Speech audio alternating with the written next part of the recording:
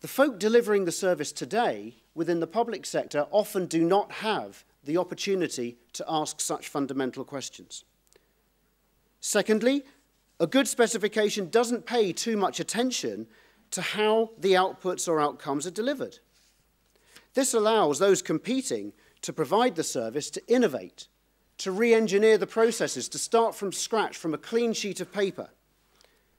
The folk who deliver the services today rarely, if ever, get the opportunity to do that. And finally, competition is often for a contract that will last for several years. And that gives the providers confidence that they can, on the back of that contract, raise investment that they can spend on infrastructure and on assets to improve the quality of service. Again, a luxury that not all of us have. And so that's the competitive process. That was the first finding. The second was this point about a contractual shield. Public servants who've transferred from the public sector to the private sector talk of how a contract acts like a shield for them, and that as that shield, it's a critical driver and a critical enabler of them to be able to improve the services that they deliver. As you can see, this was one of the outputs of the research. Public service managers believe that the contract gives them far more autonomy, and the contract gives them freedom, in turn, to experiment and to innovate. The contractual shield means this to a public service manager. We have clarified exactly what we want you to deliver. We've clarified how much you need to spend, and we have made clear that this requirement will not change. And if it does, there will be a rigorous process to manage that change, challenge it, and make sure that we understand the costs associated with it. Now, we're going to write it all down in black and white, and it's over to you as a public service manager to do what you do best, which is to manage. Not many public sector managers have this luxury. Why is that important? Well, first of all, a lot of public service managers say that a contract protects them from political interference. Frequent changes to direction, changes to policy, new initiatives, pass them by, unless they're serious enough to go through a formal change process. Questions, demand for data, demand for information can all be managed because a contract will outline clearly what information will be provided. Not many public sector managers can claim this luxury.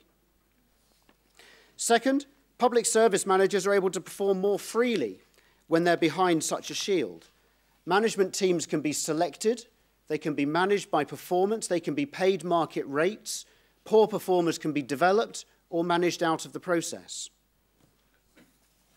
And so the contractual shield is essential in being able to deliver cost savings and continued improvement. And this is an essential protection that is often denied those working today in public services.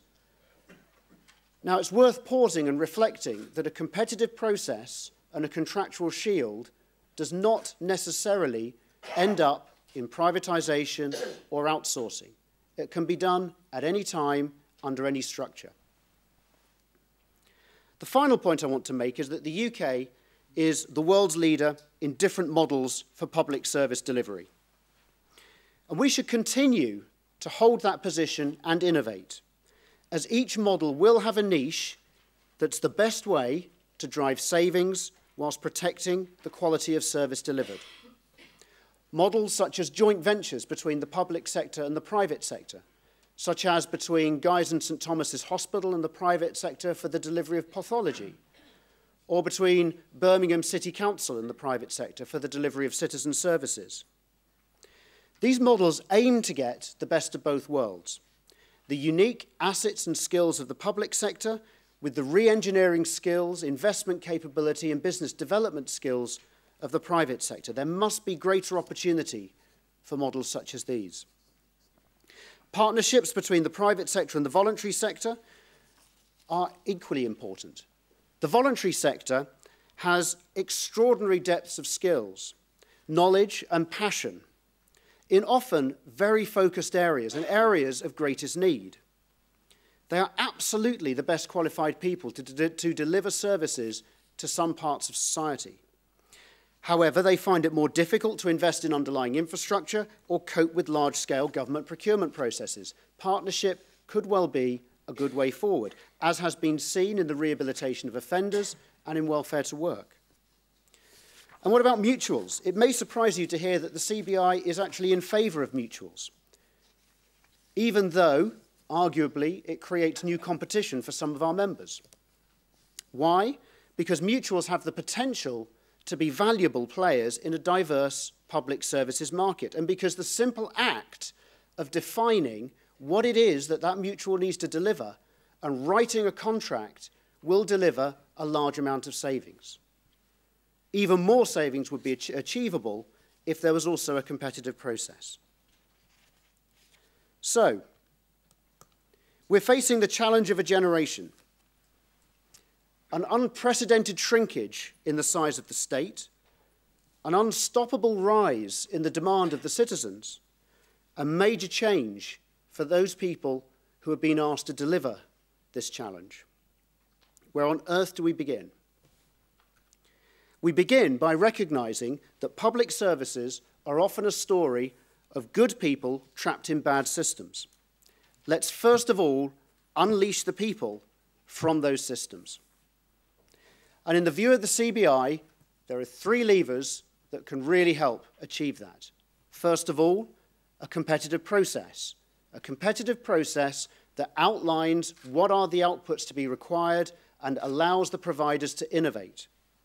Secondly, the creation of a contractual shield to continue the improvement by enabling the public service manager to innovate and to do what they do best, which is manage without interference. And finally, using new models, joint ventures, partnerships with the voluntary sector, mutuals, even outcome-based contracting. Goodness knows the challenge is big enough that we should, all of us, look to all parts of our diverse supply base for help, and experimentation will help us find the best way to achieve this challenge.